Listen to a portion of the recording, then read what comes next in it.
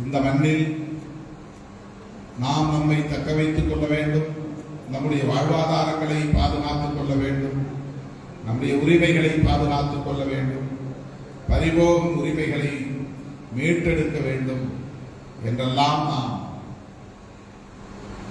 போராடுகிறோம்.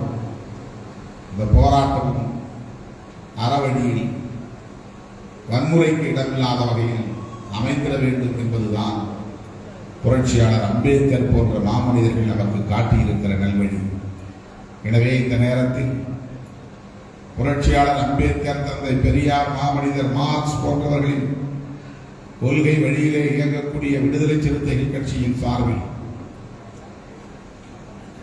சிறுபான்மை சமூகத்தினரின் ஜனநாயக உரிமைகளை பாதுகாப்பதற்காக இணைந்து போராடுவோம். இஸ்லாமியர், கிறிஸ்தவர் உள்ளிட்ட